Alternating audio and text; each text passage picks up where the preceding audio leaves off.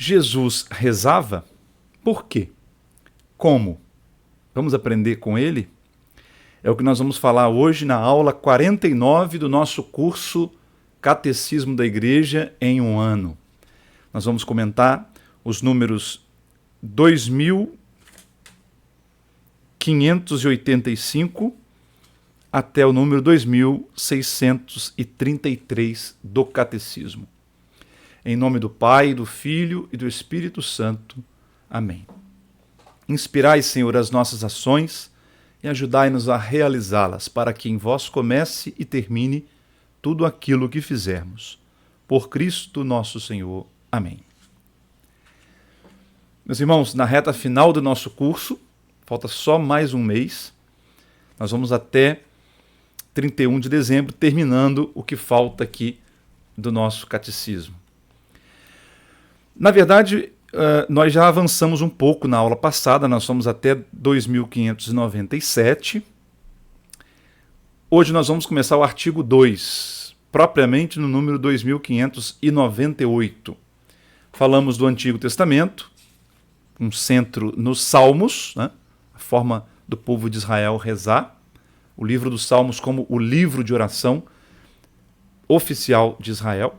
E agora nós vamos para o Novo Testamento, que também é chamado de a plenitude do tempo. O que nós chamamos de Novo Testamento não é só o trecho da Bíblia que vem em oposição ou depois do Antigo Testamento. Novo Testamento é inclusive o tempo que nós estamos vivendo hoje, até o fim do mundo, até quando Jesus vier na sua glória. Quando nosso Senhor veio ao mundo, morreu, ressuscitou e voltou para o Pai, ele inaugurou a plenitude do tempo, quer dizer, a última fase da humanidade.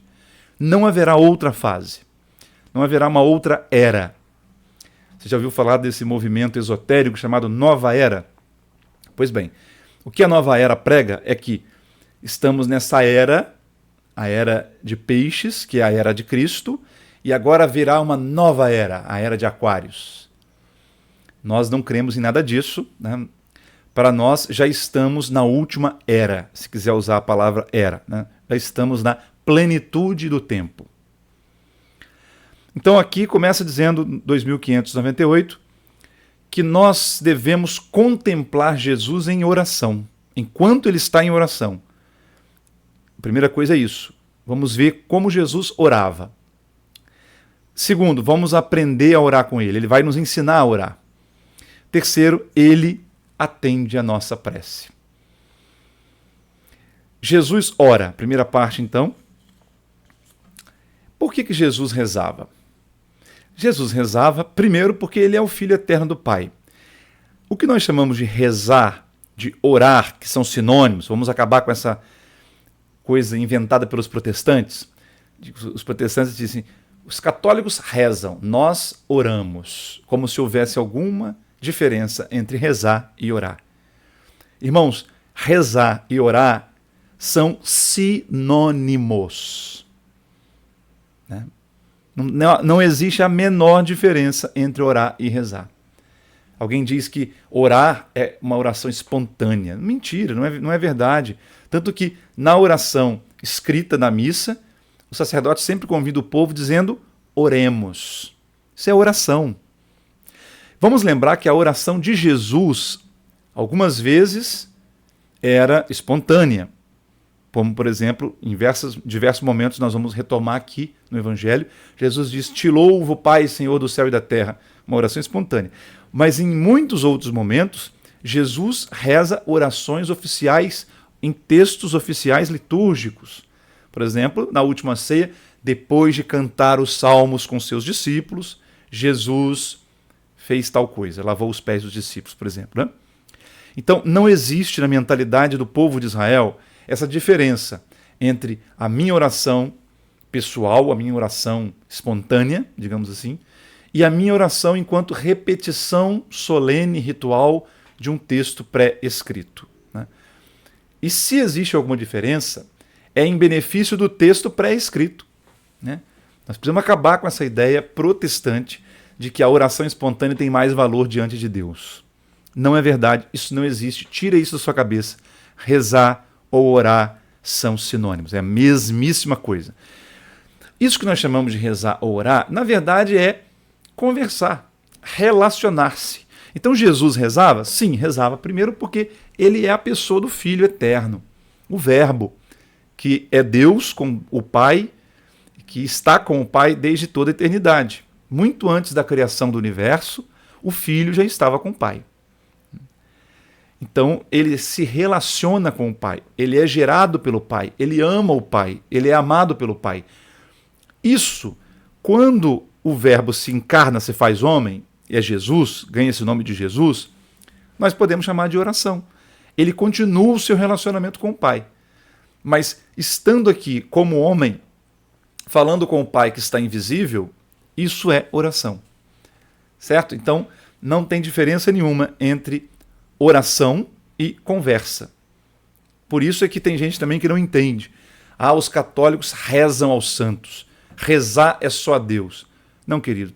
Quer uma prova de que oração é a mesma coisa que falar? Como é que se chama alguém que na formatura fala para o público em nome da turma? Orador.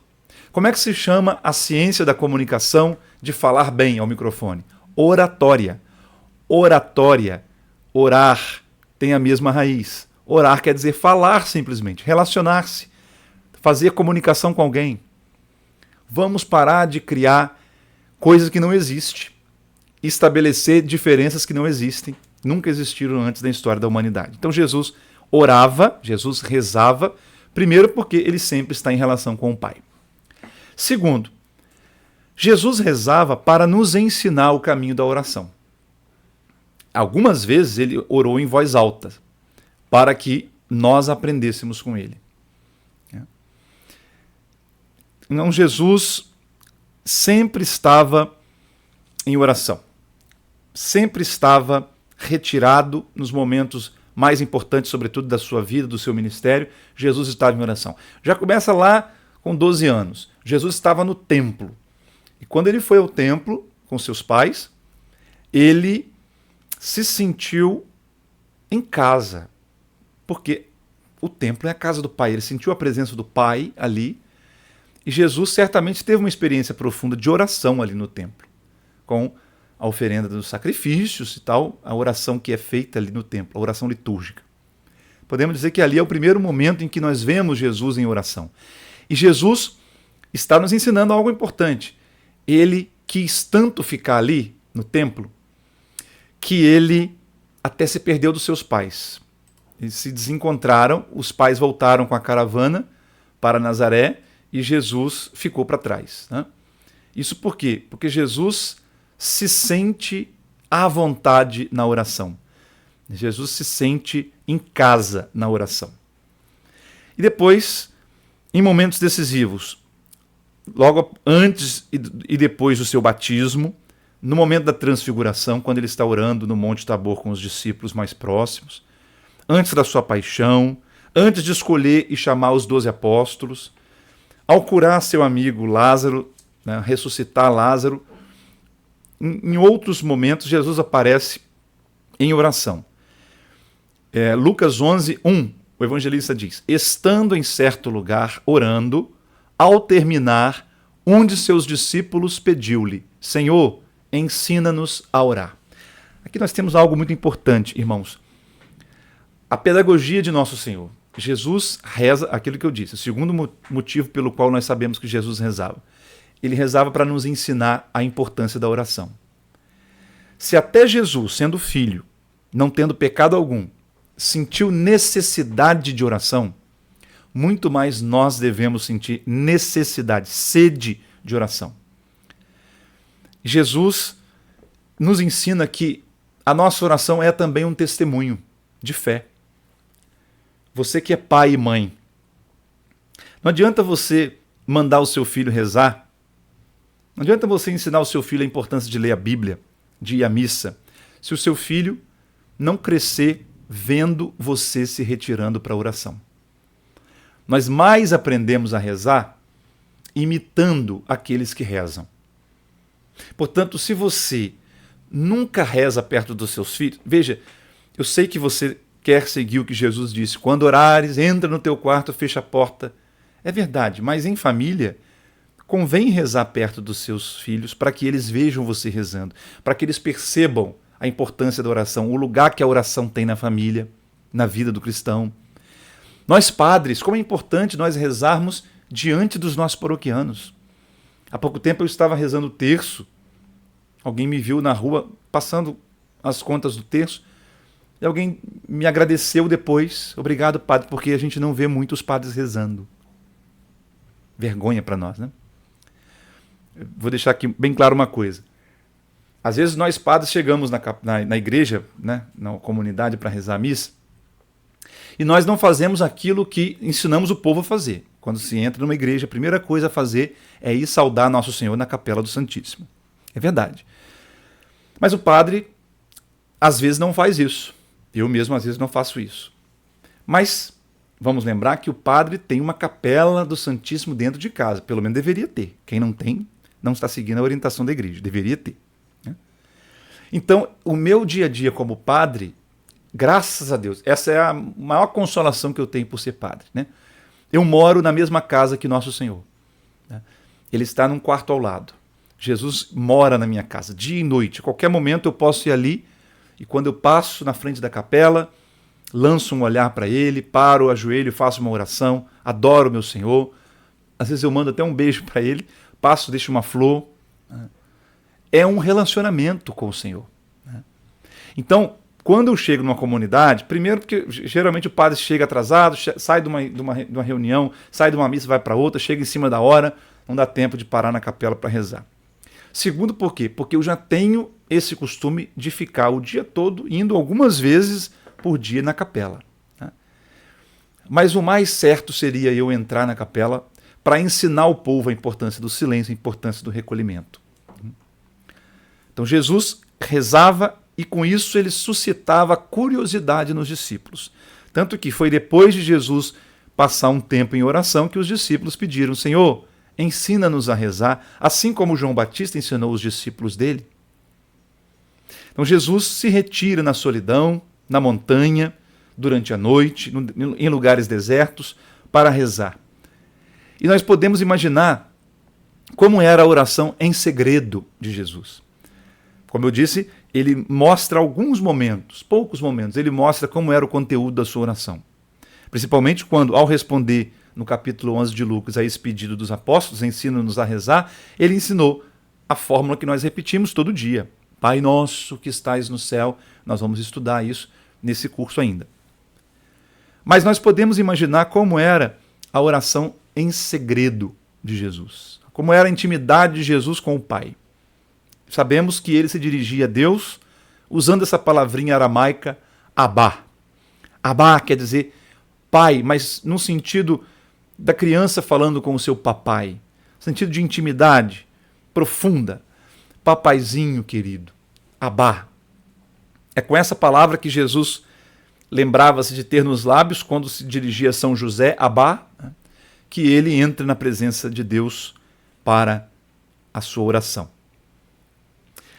2603.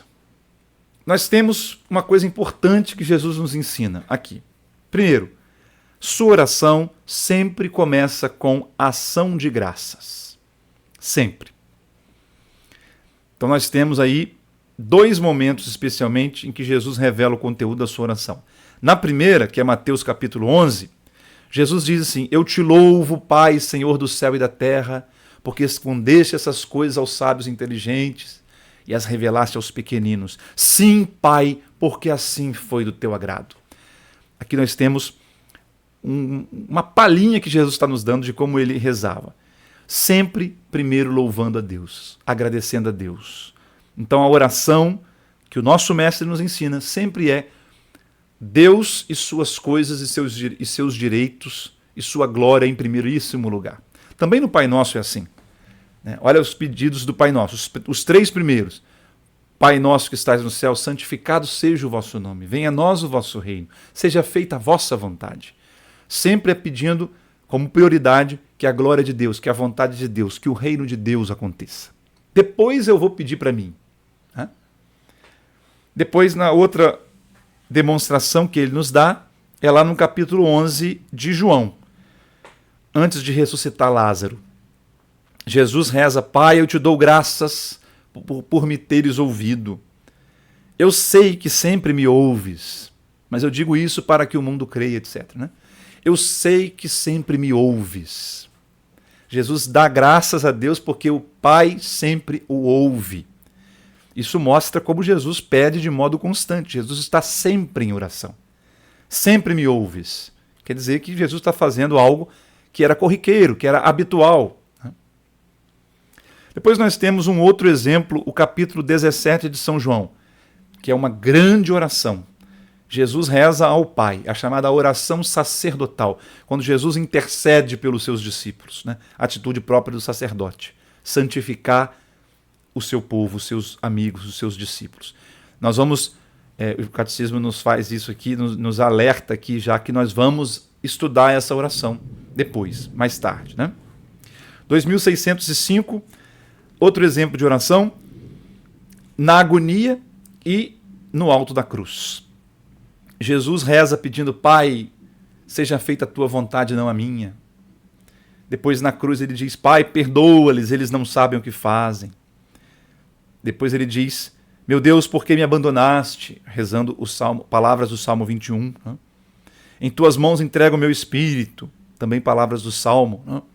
Então Jesus, na sua agonia no Getsêmani, quando suou sangue, e no momento em que, pregado na cruz, oferecia sua vida, Jesus também rezou. Então Jesus nos ensina a rezar em todo momento. Não só quando tudo vai bem, não só quando tudo vai mal, mas que a oração seja uma constante em nossa vida. Um hábito. Isso é muito importante, criar o hábito da oração. Como nós temos o hábito de acordar e lavar o rosto, escovar os dentes, tomar café. Não precisa pensar para fazer isso. Você vai no automático. Às vezes você nem acordou direito, mas já está lá no banheiro lavando o rosto, escovando os dentes, não é assim? Toma banho todo dia. É algo automático.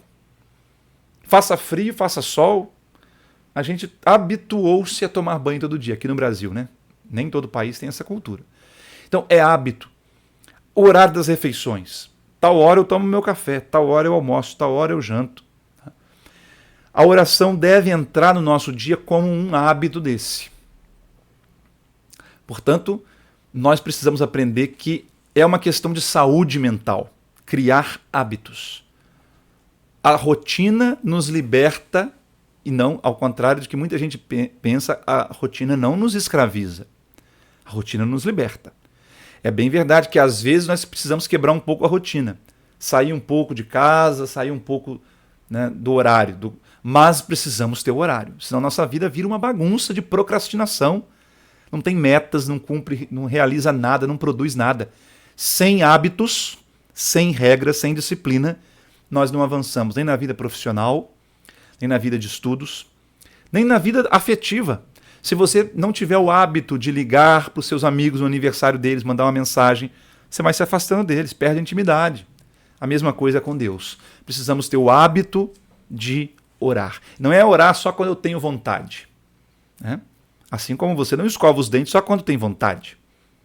Escova porque é um hábito, você sabe que precisa e você faz, mesmo sem pensar. Oração deve ser a mesma coisa. E a missa, e a celebração dominical, seja missa ou celebração da palavra, deve ser um hábito. A gente não tem que pensar, decidir, será que eu vou hoje? Enquanto você está decidindo, será que eu vou hoje, você ainda não entendeu qual é o lugar da celebração dominical na vida do cristão. Jesus ensina a orar, 2607. Então já mencionei aqui como Jesus ensina a oração. Né? Ele ensina primeiramente que a oração do discípulo dele tem que ser como a dele, uma oração filial, uma oração de audácia filial. 2610. O que é a audácia filial? Por isso nós usamos a palavra ousamos dizer, quando o padre introduz o Pai Nosso na missa, né? Formados por seu divino ensinamento, ousamos dizer. É uma ousadia, é uma audácia chamar Deus de Pai. Lembre-se que quando Jesus chamava Deus de Pai, os fariseus achavam que isso era uma blasfêmia. Uma das acusações que os sacerdotes lançaram sobre Jesus para acusá-lo, para pedir a pena de morte ao Império Romano para ele, é que ele se fazia Deus, porque ele chamava Deus de Pai. É uma ousadia, é uma audácia realmente. Nós, pobres mortais, nós que somos poeirinha, nós que somos um verme, nós que somos um nada diante do universo, como é que nós podemos chamar a Deus de Pai? Não é uma pretensão muito grande? Se for fora do Filho, é sim, uma falta de humildade, uma pretensão. Quem sou eu para dizer que sou filho de Deus? Agora, quando eu estou unido a Cristo, em Cristo, por Cristo, com Cristo, aí sim nós podemos e devemos ter essa ousadia de chamar Deus de nosso Pai, porque Jesus assim nos ensinou. Porque isso revela o coração do Pai. Ele é amor, ele é misericordioso, ele é eterno. Como um pai, como uma mãe cuida dos seus filhos. Então, Jesus quer que nós tenhamos essa intimidade para falar com ele. Nós precisamos entender, irmãos, vamos ver mais à frente a questão da intercessão dos santos, mas aqui podemos já entrar na própria ideia. Veja, Jesus nos diz para orar no Pai Nosso como um filho fala com seu pai. Abá, Pai, Pai Nosso que estás nos céus. E pedir com intimidade. Por que então depois se diz que Jesus é o intercessor? Que ninguém vai ao Pai a não ser por mim. O próprio Jesus disse isso.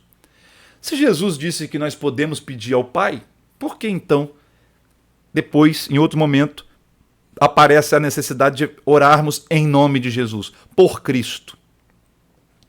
A mesma coisa nós podemos dizer com relação, depois vamos falar disso, à intercessão dos santos. Se nós podemos falar diretamente com Deus, por que eu preciso pedir a intercessão de Nossa Senhora?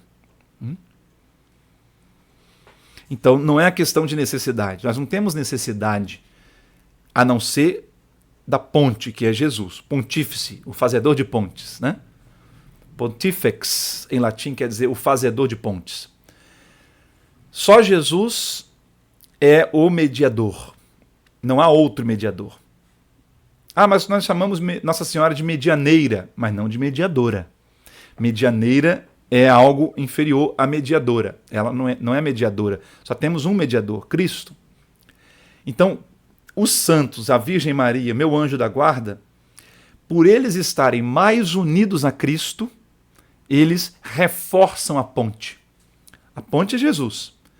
Mas por eles estarem agregados a Cristo, unidos a Cristo, muito mais do que eu estou, então eles favorecem ainda mais que eu usufrua dessa ponte, que é Jesus, e eu vá ao Pai. Mas necessidade mesmo eu só tenho de Jesus para falar com o Pai. Por que eu tenho necessidade de Jesus? Por causa da encarnação. Porque Jesus é o Verbo que se fez carne, ele assumiu a nossa condição humana.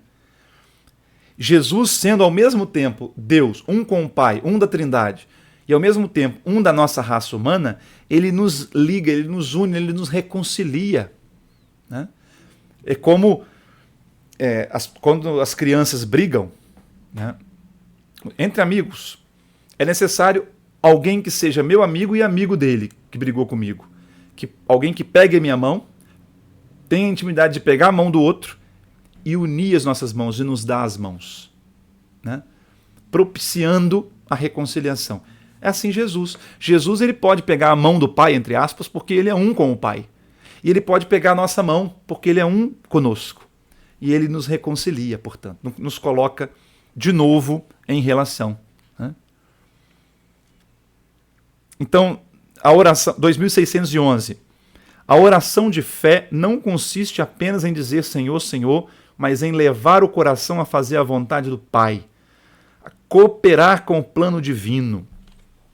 Aqui algo muito importante para a nossa oração, algo que Jesus nos ensina. Oração não é sobre eu querer que Deus faça a minha vontade. A oração é sobre eu me convencer de fazer a vontade do Pai. A oração não muda o coração de Deus. Não é que Deus já decidiu que não vai me curar dessa doença e se eu rezar bonito, eu vou mudar a opinião de Deus Eu vou convencer Deus, como se nós pudéssemos fazer como os advogados fazem, né? O advogado toca o coração de juiz, muda, né? Faz com que o juiz seja favorável ao réu. Não é assim que Jesus é nosso advogado. Né? Então não é assim que nós oramos. Nós não vamos convencer Deus de nada. Deus é onisciente. Deus sabe todas as coisas. Não há nenhuma informação que eu possa acrescentar na minha oração a Deus que Ele não tenha já. Jesus nos diz, o Pai já sabe do que precisais muito antes que o pedis. Então, a nossa oração não serve para mudar algo em Deus, e sim para mudar algo em nós. A nossa oração nada acrescentam a Deus. Se eu estou rezando ou não, isso não vai tirar nem acrescentar nada à glória de Deus. Esse é um dos prefácios do tempo comum, né, para a oração eucarística. Nossos louvores nada acrescentam ao que sois, mas nos aproximam de vós por Cristo nosso Senhor. Então, a oração é mais uma pedagogia de eu ir aderindo a Deus, falando com Ele, eu vou me aproximando dEle. Meu coração vai ficando mais próximo do coração dEle, para que a minha vontade também se converta à vontade dEle. Oração é sobre isso. 2613, 3 parábolas que Jesus nos conta sobre a oração. A primeira, Lucas 11, a do amigo importuno, que chega à meia-noite, de madrugada, batendo na porta do vizinho, pedindo um pão, pedindo alguma coisa porque recebeu visita. Né? Jesus nos ensina, assim, a oração persistente. Né? Esse amigo vai levantar e vai atender por causa da insistência. Então, Jesus está dizendo que a nossa oração tem que ser persistente como a desse amigo importuno. Ou seja, a confiança que temos em Deus é tão grande que nós não temos respeito humano. Respeito humano é quando você fica preocupando com etiqueta. Né? Eu vou parar de pedir a Deus porque acho que eu estou incomodando Ele. Não existe isso. Jesus nos ensina que a nossa oração tem que ser persistente como a desse amigo sem noção. Importuno quer dizer, em uma tradução atual, sem noção. Sem desconfiômetro, como a gente costuma dizer. Né? Você não percebe que está me incomodando? É assim que Deus quer que seja a nossa oração. Insistente. Sem limites. A segunda parábola é a de Lucas 18, a da viúva importuna. A viúva que ficava insistindo com o juiz para que o juiz lhe fizesse justiça. Aqui Jesus nos ensina a oração sem desanimar, a oração com paciência. Né? Além de ser uma oração persistente, é uma oração paciente, que não perde a paciência, que aprende a sofrer as demoras de Deus, como diz o eclesiástico. Sofre as demoras de Deus. Né? Terceira parábola é a de Lucas 18 também, a do fariseu e do publicano. Jesus diz que 2 homens subiram ao templo para rezar. Um orava pensando, meu Deus, eu te dou graças porque eu sou tão bom, eu não sou como os outros. Eu dou o dízimo certinho, eu faço tudo certinho. Obrigado, Senhor. O outro, que era pecador publicano, cobrador de impostos, orava dizendo, batendo no peito, como nós fazemos na missa, meia culpa, meia máxima culpa. Senhor, tem piedade de mim, pecador. Jesus disse que esse que batia no peito foi ouvido por Deus. O outro não. Então a oração humilde. Não podemos rezar pensando que temos direito a exigir alguma coisa. Direito a exigir algo de Deus. Obter algo de Deus. Não. A oração tem que ser humilde. 2614, a novidade que Jesus apresenta. Primeiro, ele nos ensina a pedir a Deus como criança pede com o pai. Confiança filial. Mas depois, Jesus nos ensina a pedir em seu nome. E o que significa pedir em seu nome? Atenção para entender corretamente.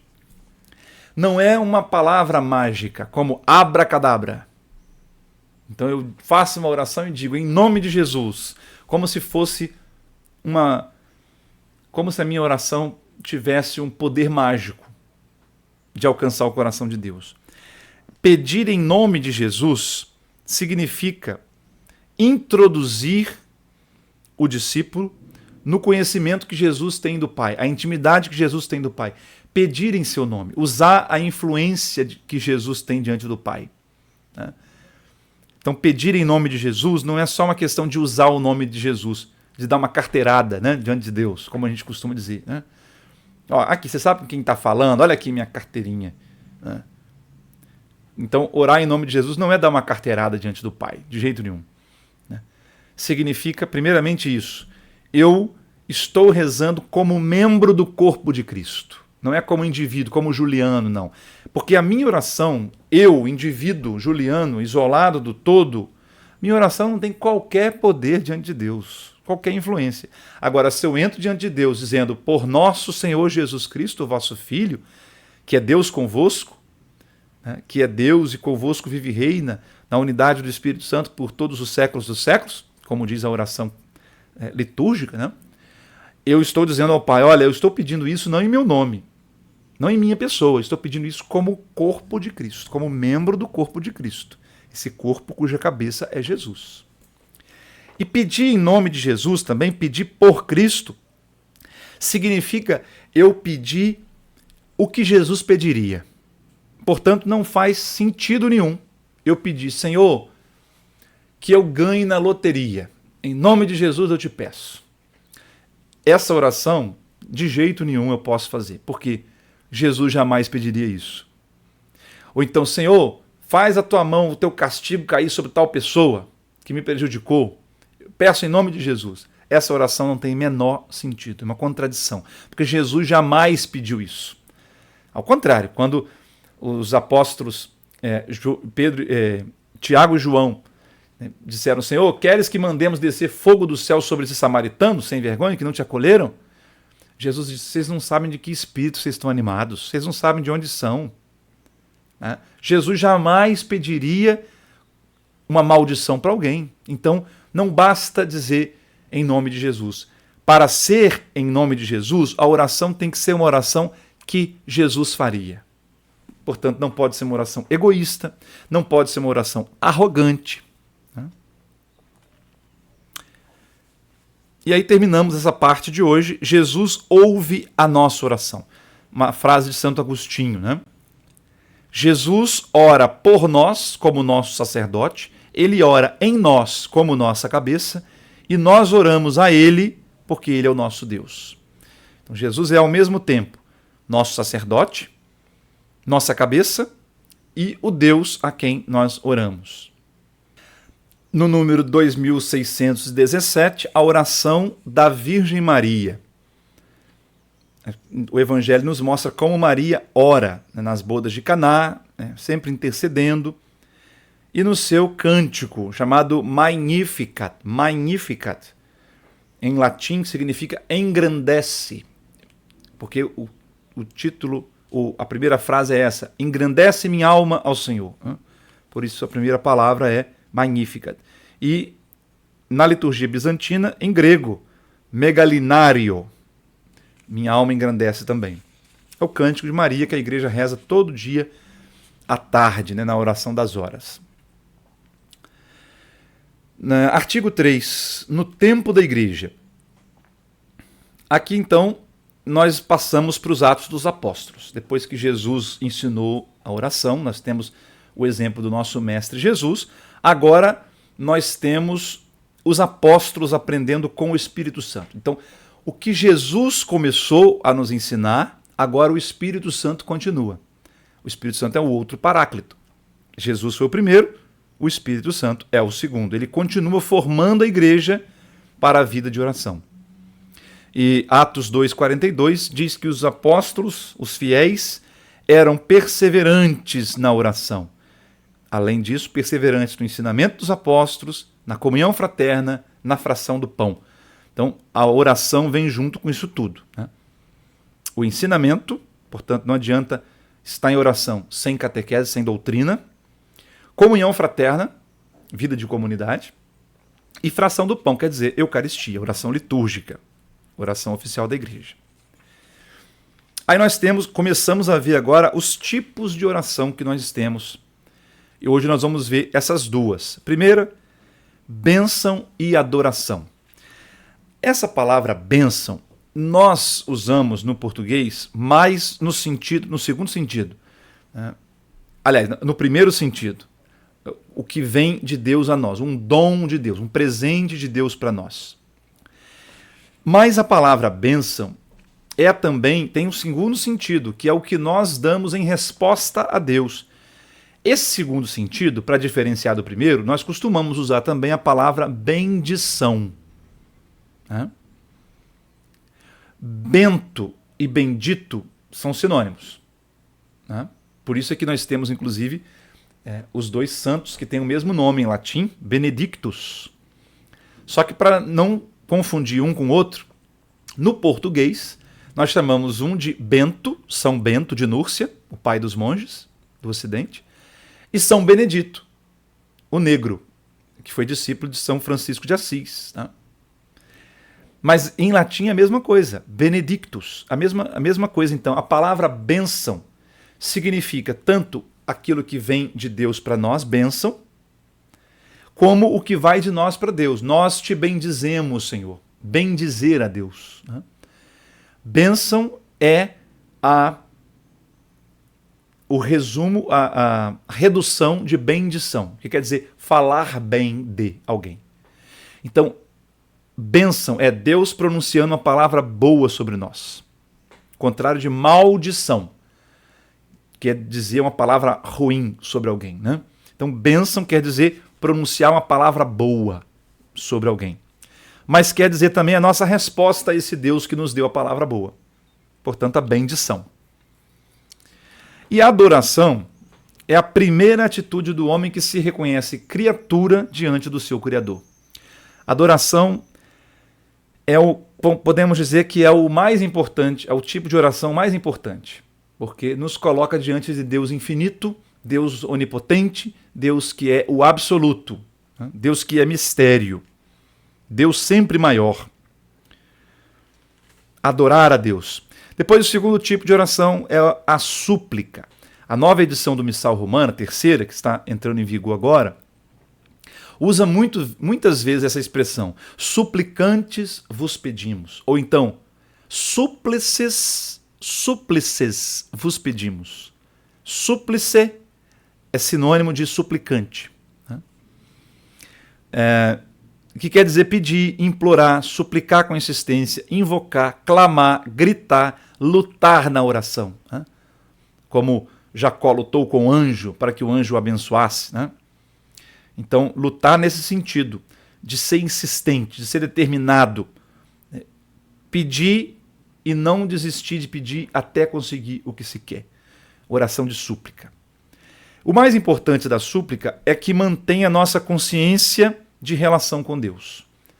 Quando eu estou suplicando, quando eu estou clamando a Deus, eu estou reconhecendo o quanto eu dependo dele, o quanto ele é a minha origem e o quanto ele é o meu destino final. O mais importante é isso. O pedido mais importante é o de perdão. A súplica primeira, portanto, que deve estar na nossa oração é o pedido de perdão. Por isso é que na missa, que é uma grande oração de ação de graças e de adoração, nós começamos pedindo perdão a Deus, ato penitencial. E há uma hierarquia nos pedidos, como já falamos no relação ao Pai Nosso. Primeiramente, nós pedimos o reino e tudo o que favorece a acolhida do reino, cooperando para a sua vinda. Então assim nós terminamos o nosso curso, a nossa aula de hoje, nossa aula 49.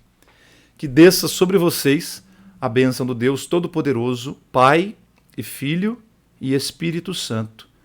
Amém. Deus te abençoe e até a próxima aula, se Deus quiser.